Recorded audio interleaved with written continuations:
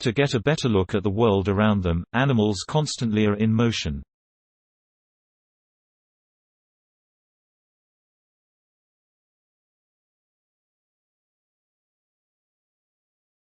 Primates and people use complex eye movements to focus their vision, as humans do when reading. For instance, birds, insects, and rodents do the same by moving their heads, and can even estimate distances that way.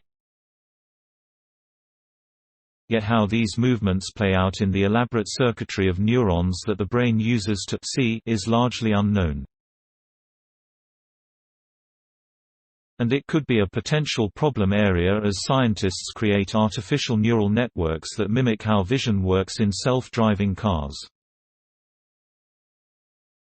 To better understand the relationship between movement and vision, a team of Harvard researchers looked at what happens in one of the brain's primary regions for analyzing imagery when animals are free to roam naturally.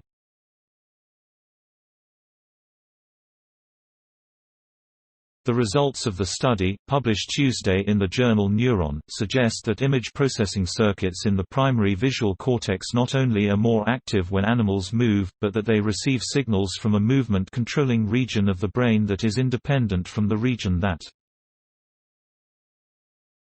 In fact, the researchers describe two sets of movement-related patterns in the visual cortex that are based on head motion and whether an animal is in the light or the dark. The movement-related findings were unexpected, since vision tends to be thought of as a feed-forward computation system in which visual information enters through the retina and travels on neural circuits that operate on a one-way path, processing the information piece by piece. What the researchers saw here is more evidence that the visual system has many more feedback components where information can travel in opposite directions than had been thought. These results offer a nuanced glimpse into how neural activity works in a sensory region of the brain, and add to a growing body of research that is rewriting the textbook model of vision in the brain.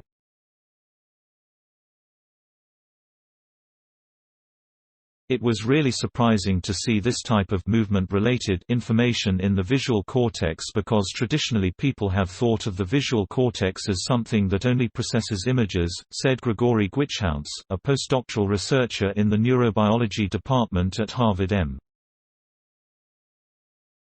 It was mysterious, at first, why this sensory region would have this representation of the specific types of movements the animal was making.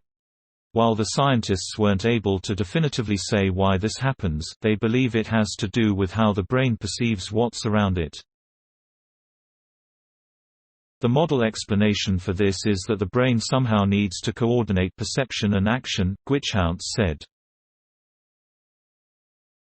You need to know when a sensory input is caused by your own action as opposed to when it's caused by something out there in the world.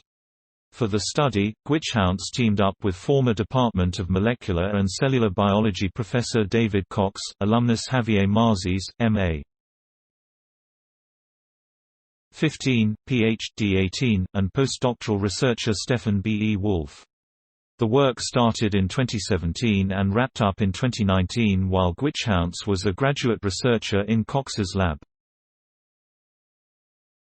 A preprint version of the paper published in January.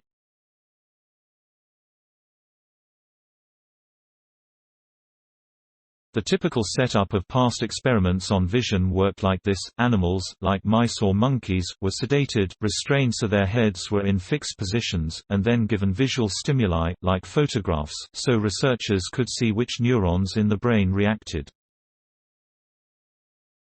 The approach was pioneered by Harvard scientists David H. Hubel and Torsten N. Wiesel in the 1960s, and in 1981 they won a Nobel Prize in Medicine for their efforts.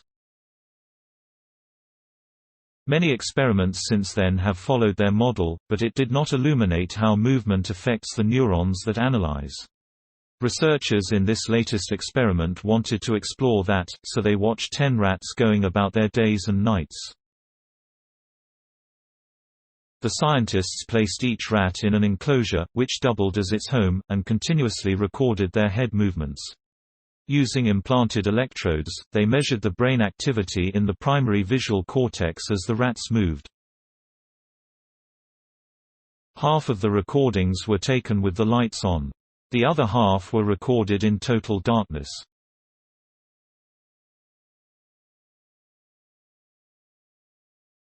The researchers wanted to compare what the visual cortex was doing when there was visual input versus when there wasn't. To be sure the room was pitch black, they taped shut any crevice that could let in light, since rats have notoriously good vision at night.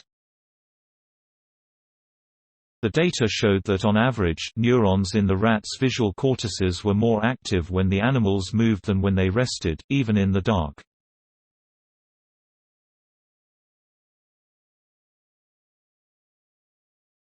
That caught the researchers off guard. In a pitch-black room, there is no visual data to process.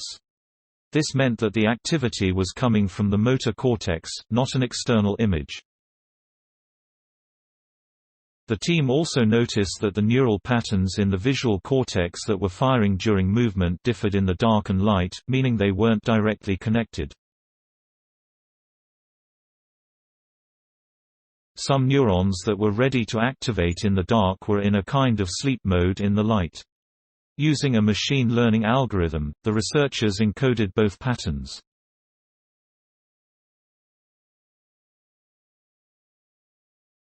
That let them not only tell which way a rat was moving its head by just looking at the neural activity in its visual cortex, but also predict the movement several hundred milliseconds before the rat made it. The researchers confirmed that the movement signals came from the motor area of the brain by focusing on the secondary motor cortex. They surgically destroyed it in several rats, then ran the experiments again. The rats in which this area of the brain was lesioned no longer gave off signals in the visual cortex.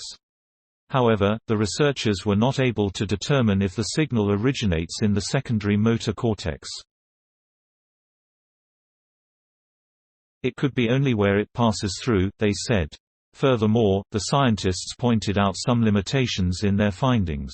For instance, they only measured the movement of the head, and did not measure eye movement. The study is also based on rodents, which are nocturnal. Their visual systems share similarities with humans and primates, but differ in complexity. Still, the paper adds to new lines of research, and the findings could potentially be applied to neural networks that control machine vision, like those in autonomous vehicles. It's all to better understand how vision actually works, Gwichhout said. Neuroscience is entering into a new era where we understand that perception and action are intertwined loops.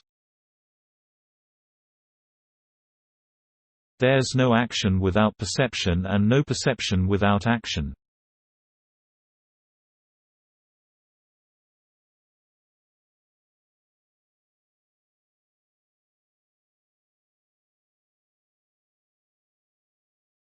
We have the technology now to measure this. This work was supported by the Harvard Center for Nanoscale Systems and the National Science Foundation Graduate Research Fellowship.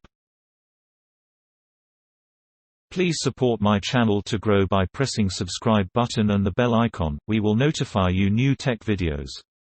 Thank you.